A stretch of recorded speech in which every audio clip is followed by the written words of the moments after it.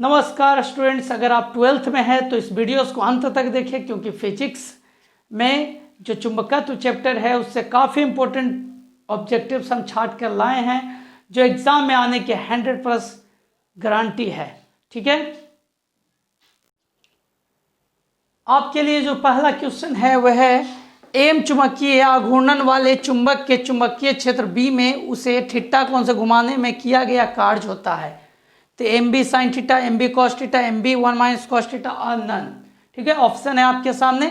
अब देखिए इसको हम किस तरह से बनाते हैं। सबसे पहले देखिए समझिए क्या बोला। अगर कोई चुंबकीय क्षेत्र दिया है बी, चुंबकीय क्षेत्र बी है, इसमें एक चुंबक को रखा जा रहा है जो घूम जा रहा है। चुंबक को रखा जा रहा है नॉर्थ पोल इस साउथ पोल। ठीक है, अब देखिए ये घूम जा रहा है थीटा एंगल से, तो कितना वर्क करेगा। ठीक है, अब इसी तरह से आप इलेक्ट्रोस्टैटिक्स में पढ़ते थे कि अगर कोई विद्युतीय क्षेत्र है, विद्युतीय क्षेत्र, अब इसमें विद्युत द्विध्रुव रखा जाता था जिसका चार्ज समान लेकिन नेचर अपोजिट होता था, एक प्लस तो एक माइनस। ठीक है, तो यहाँ कार्य थीटा कोण से जब घूमती थी तो यहाँ कार्य क्या होता था, P E cos 1 - cos theta, 1 - cos theta. P क्या था, पी जो था द्विध्रुव आघूर्णन, द्विध्रुव आघूर्ण। तो द्विध्रुव आघूर्ण थी जो P का मान एक चार्ज और बीच की दूरी के गुणनफल, एल एल इधर दोनों बीच की दूरी के गुणनफल, माने Q - Q + Q के बीच की दूरी के गुणनफल। तो इसी तरह आपका चुंबकीय आघूर्णन जो है कितना हो जाएगा, M B 1 - cos theta, M B, M हो गया, क्या हो गया, एम हो गया आपका चुंबकीय आघूर्णन और बी हो गया चुंबकीय क्षेत्र और 1 - कॉस थीटा। तो ये हो गया आपका क्या चाहिए क्वेश्चन, एम चुंबकीय क्षेत्र वाले जो एम चुंबकीय घूर्णन वाले चुंबक, ठीक है ना, के चुंबकीय क्षेत्र बी में थीटा कोण से घुमाने में किया गया कार्य। एकदम रट लीजिए इसको, एकदम बहुत इंपॉर्टेंट है। ठीक है, इसी तरह आपको ये भी याद हो गया, अगर विद्युतीय क्षेत्र में आ गया कोई विद्युत द्विध्रुव तो कितना मतलब कार्य करेगा ये थीटा कोण से घूमने में। एक चीज़ और याद रखिएगा कि यहाँ देखिए अगर कार्य मैक्सिमम बोला तो मैक्सिमम के लिए आपका थीटा कितना होना चाहिए, मैक्सिमम कार्य के लिए। तो मैक्सिमम कार्य के लिए यहाँ थीटा जो होना चाहिए वो होना चाहिए कितना, 180 डिग्री, क्योंकि cos 180 का मान -1 होगा। तो उस तरह से मैक्सिमम वर्क जो होगा वो आपका हो जाएगा कितना, मैक्सिमम वर्क हो जाएगी 2 MB। ठीक है, याद रखिएगा। इसके लिए भी आपका मैक्सिमम के लिए 180 डिग्री होगा और मिनिमम के लिए आपका हो जाएगा कितना हो जाएगा, मिनिमम के लिए अगर हम लोग 90 लेते हैं तो नहीं 0 डिग्री लीजिए, तो मिनिमम वर्क के कितना हो जाएगा आपका, cos 0 का मान 1 से 1 जाएगा तो कट 0 हो जाएगा, MB में गुना होगा तो 0, मिनिमम वर्क 0 होगा 0 डिग्री पर। अगर याद रखिए थीटा 90 डिग्री पर वर्क जो होगा वो हो जाएगा MB, होगा ना, cos 90 का मान, cos 90 अगर रखा जाए तो 0 तो MB। तो ये सब पॉइंट याद रखिएगा। हम एक ऑब्जेक्टिव पर कई पॉइंट बता रहे हैं जो ऑब्जेक्टिव के रूप में पूछे जा सकते हैं। देखिए पहला तो ये पूछ सकता खुद, ठीक है। दूसरा आपको पूछे जा सकते हैं कि मैक्सिमम वर्क कितना एंगल पे होगा, कितना मैक्सिमम वर्क होगा, ठीक है, कितना मिनिमम वर्क होगा, कितना डिग्री पे होगा, ठीक है, थीटा डिग्री होगा तो कितना वर्क होगा। ठीक है, उसी प्रकार इससे भी क्वेश्चन आ सकते हैं जो इलेक्ट्रोस्टैटिक्स से रिलेटेड है और दोनों सेम है, एक दूसरे को कंपेयर करके पढ़िएगा तो ज़्यादा मतलब आपको याद होगी, ज़्यादा समय तक याद रहेगी। ठीक है, देखिए आपके सामने अगला क्वेश्चन, चुंबकीय क्षेत्र की दिशा से किसी चुंबक को 90 डिग्री घुमाने में संपूर्ण कार्य। तभी बताएं 90 डिग्री घुमाने पर W बराबर क्या चाहिए होता है, MB 1 - कॉस थीटा। तो यहाँ थीटा = 90 डिग्री रखिए तो W = MB 1 minus cos 90, cos 90 का मान 0, तो M B 1 minus 0 M B 1 M B, यानी 1 इंटू एम हो गया क्या चीज, चुंबकीय आघूर्णन, बी हो गया चुंबकीय क्षेत्र। क्लियर। इलेक्ट्रोस्टैटिक्स में भी विद्युत द्विध्रुव जो थी उसको एक थीटा से घुमाते थे तो आता था ऊर्जा, स्थितिज ऊर्जा माइनस पीई कॉस थीटा। उसी प्रकार किसी चुंबक को भी घुमाएंगे तो minus M B cos theta. देखिए दोनों इंपॉर्टेंट है। ये भी पूछ सकता है कि किसी विद्युतीय क्षेत्र ई में, विद्युतीय क्षेत्र ई में किसी मतलब विद्युत द्विध्रुव को थीटा कोण से घुमाया जाए तो स्थितिज ऊर्जा क्या होगा, तो इसके लिए क्या है माइनस पीई कॉस थीटा, इसके लिए क्या है minus M B cos theta. ठीक है, तो minus M B cos theta. यही बात सेम है अगर मैक्सिमम ऊर्जा के लिए यहाँ पर क्या हो जाएगा, theta is equal to 180 degree, क्योंकि 180 का मान कितना आएगा, 180 का मान जो आएगी वो आएगा -1, इसलिए ऊर्जा मैक्सिमम हो जाएगा आपका एम बी। ठीक है, और मिनिमम के लिए आपको रखना पड़ेगा 0 डिग्री, और मिनिमम देखा जाए ऊर्जा तो माइनस एम बी आएगा, cos 0 का मान 0, cos 0 का मान 1 होता है। ठीक है, अब अगर थीटा आप लोग लेते हैं 90 डिग्री तो ऊर्जा जो होगा, ऊर्जा हो जाएगी आपको 0 जूल में होती है। ठीक है ना। तो अगर ये भी क्वेश्चन आ सकता है कि 90 डिग्री से चुंबक को घुमाया गया है तो इसकी स्थितिज ऊर्जा का मान क्या होगा, तो 0 डिग्री हो जाएगा फार्मूला के अनुसार minus M B cos theta, तो कॉस 90 का मान 0 होती है। क्लियर। तो यहाँ तक आप लोग को समझ में आ गई होगी। अब हम लोग आगे की ओर बढ़ते हैं। अगला क्वेश्चन देखिए क्या है, चुंबकीय क्षेत्र बी में स्थित एम चुंबकीय आघूर्णन वाले धारा परास द्वारा अनुभूत बल आघूर्णन टॉर्क का मान बोला है। हम लोग थोड़ा सा इलेक्ट्रोस्टैटिक्स में देख लें तो वहाँ देखिए, वहाँ भी देखिए हम इलेक्ट्रोस्टैटिक चुंबकत्व को इसलिए कंपेयर कर रहे हैं क्योंकि दोनों में मतलब क्वेश्चन पूछ सकते हैं, दोनों से क्वेश्चन आ सकती है, एकदम सेम होती है, एकदम लगभग सेम दोनों का वैल्यू वही होता है। अगर एक वो समझ गए तो दूसरा आसानी से समझ जाएगी।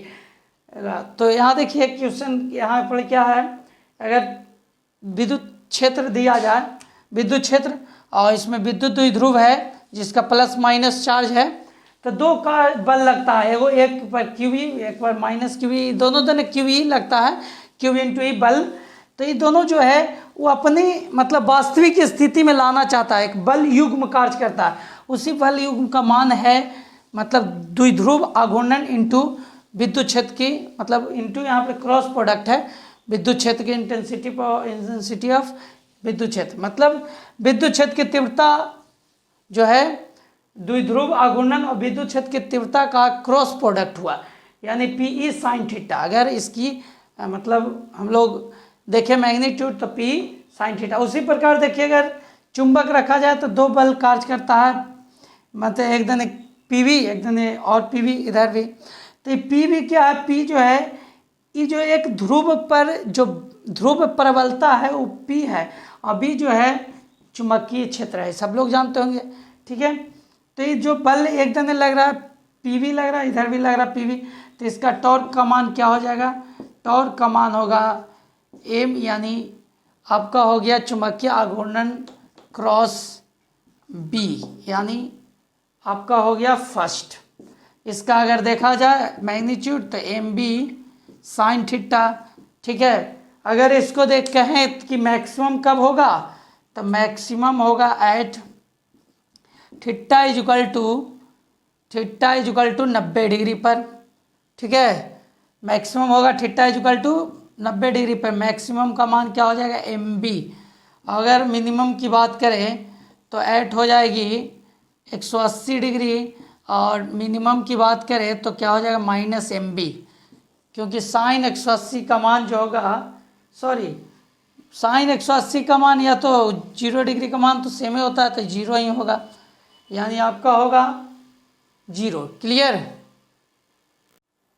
मतलब ये भी याद रखिएगा टॉर्क जो है मैक्सिमम कब होगा, कितना होगा, और मिनिमम कब होगा कितना डिग्री पर, और कब होगा और कितना होगा। ठीक है, ये भी आपको ऑब्जेक्टिव्स में आ सकते हैं। देखिए हम हर पॉइंट लेकर चल रहे हैं, ऑब्जेक्टिव में किस तरह के क्वेश्चन आ सकते हैं, इससे रिलेटेड जो भी क्वेश्चन बता रहे हैं उससे रिलेटेड जितना भी क्वेश्चन आ सकता है, चाहे वो इलेक्ट्रोस्टैटिक्स का हो या मैग्नेटिज्म का हो। ठीक है, आपको दोनों से कंपेयर, इसमें भी बोलेगा कि आपका टॉर्क मैक्सिमम के लिए कितना एंगल रखें, तो 90 डिग्री। ठीक है, क्लियर।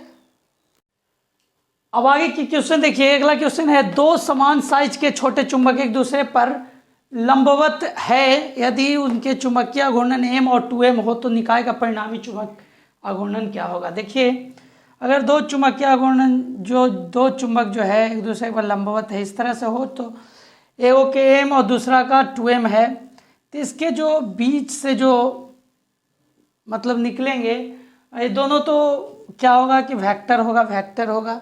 ठीक है, तो इसका जो परिणामी आघूर्णन होगा दोनों के बीच से होगा, क्या हो जाएगा, √m² प्लस 2m², यानी क्या हो जाएगा, √m² प्लस 4m², यानी √5m² √5m।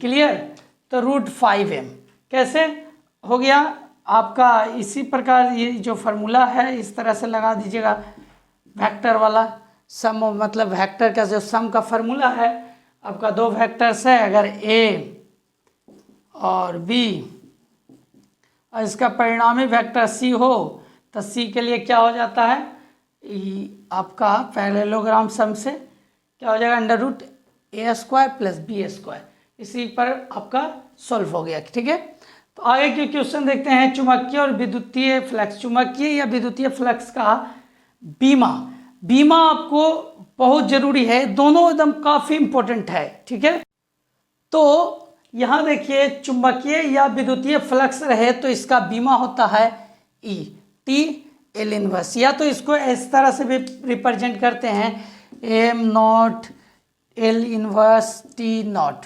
ठीक है, इस तरह से रिप्रेजेंट करते हैं। और चुंबकीय क्षेत्र का तीव्रता का SI मात्रक का बीमा है, सॉरी यहाँ SI मात्रक दे दिया है, यहाँ होना चाहिए बीमा है। ठीक है, बीमा ये हो जाएगा।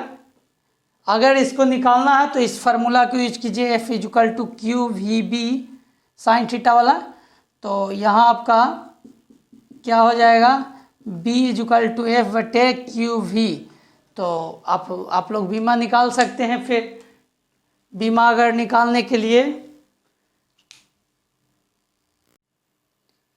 तो यहाँ पर B का हो जाएगा क्या, बीमा F हो जाएगा फोर्स का mL T-2, और Q हो जाएगा 8T, और V हो जाएगा L T-1, आपका T से T चल जाएगा, L से L चल जाएगा, तो m inverse L m L0 हो जाएगा, L तो बचा नहीं, T-2 A इनवर्स, T हो गया आपका चुंबकीय क्षेत्र की तीव्रता का बीमा।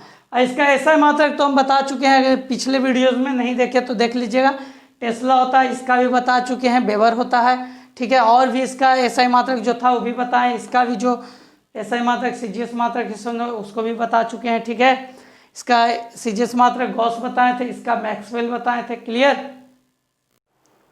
अगला क्वेश्चन देखिए, काफी इंपॉर्टेंट है। देखिए, किसी छोटे चुंबक के मध्य बिंदु से समान दूरी पर अक्षीय और निरक्षीय स्थिति में चुंबक क्षेत्र का अनुपात। देखिए अगर ये चुंबक है, इससे अक्षीय स्थिति में, ये अक्षीय स्थिति है, इसके मध्य बिंदु से r दूरी पर मान लीजिए चुंबक, मतलब यहाँ पर आपको चुंबकीय क्षेत्र बोल रहा, तो क्या हो जाएगा, इसका फार्मूला होता है, डिराइव कीजिएगा तो पता है, इसका पाइएगा कि μ0/4π × 2m/r³ होता है। अगर अक्षीय स्थिति की बात करें तो, अगर समान दूरी की बात कर रहा है तो ये निरक्षीय स्थिति यानी लंबवत r दूरी पे अगर देखा जाए तो इसका हो जाएगा μ0/4π m/r³।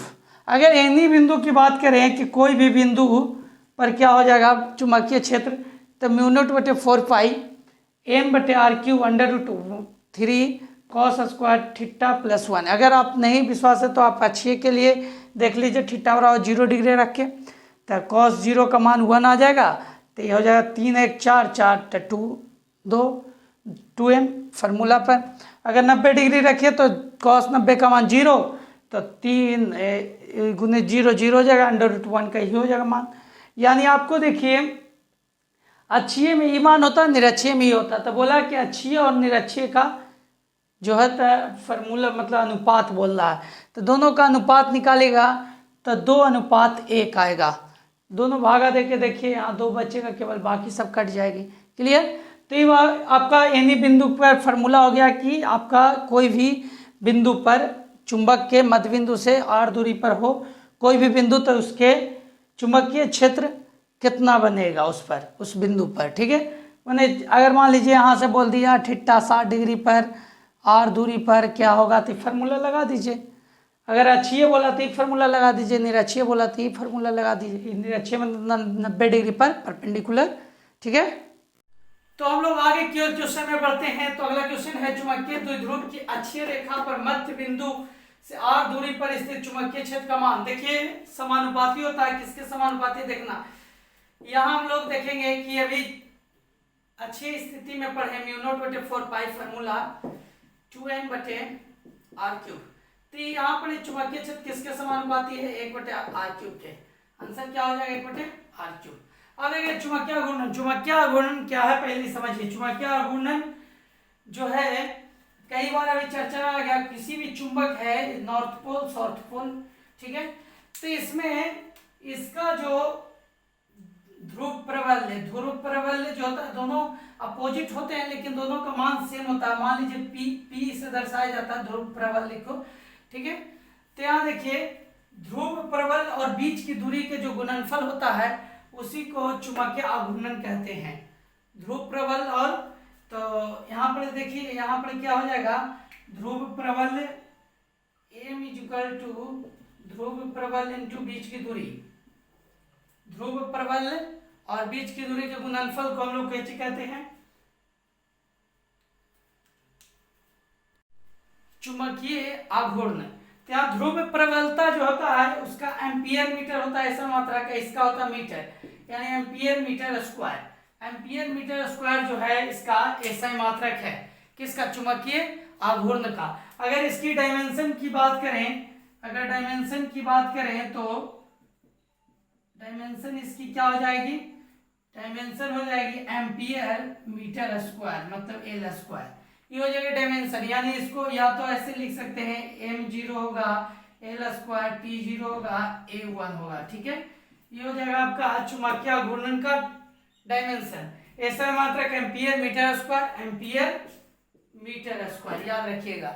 ठीक है, और चुंबकीय घूर्णन का एक और ऐसा मात्रक है joule Tesla inverse. Joule Tesla inverse, joule into Tesla inverse, याद रखिएगा जूल टेस्ला इनवर्स। टेस्ला हम बताए थे किसका ऐसा मात्रक, जूल तो कांच का है और टेस्ला जो है वह है चुंबकीय क्षेत्र की तीव्रता का ऐसा मात्रक है। क्लियर, कोई दिक्कत नहीं ना है, दिक्कत। तो देखिए एक चीज और याद रखिएगा, चुंबकीय आघूर्णन जो है एक सदिश राशि है। कौन राशि है, सदिश राशि है। एग्जाम में आ सकता है कि चुंबकीय घूर्णन कौन सी राशि है, अदिश सदिश कौन सी राशि, तो सदिश राशि याद रखिएगा।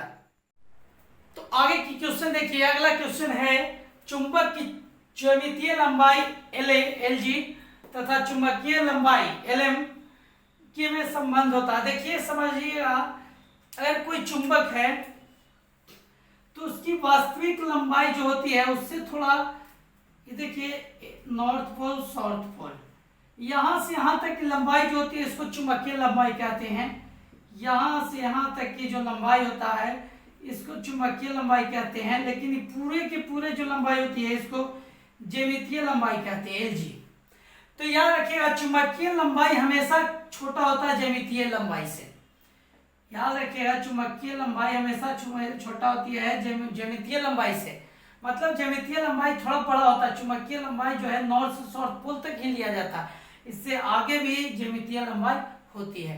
तो इसके बीच क्या संबंध है, तो ये संबंध है LM जो है 5/6 LG, यानी 6LM = 5 LG। ठीक है, याद रखिएगा इस संबंध है ज्यामितीय और चुंबकीय लंबाई के बीच चुंबक के। अब देखिए अगर चुंबकीय क्षेत्र की तीव्रता घटाई दी जाए तो चुंबकीय सुई का आवर्तकाल पर क्या असर पड़ेगा, तो क्या असर पड़ेगा, बढ़ेगी। याद रखिएगा आवर्तकाल बढ़ेगी। आज का वीडियोस यहीं समाप्त करते हैं, अगला वीडियोस में मिलते हैं फिर। अगर हमारे वीडियोस अच्छे लगे तो लाइक करें, सब्सक्राइब करें और शेयर करें। नमस्कार।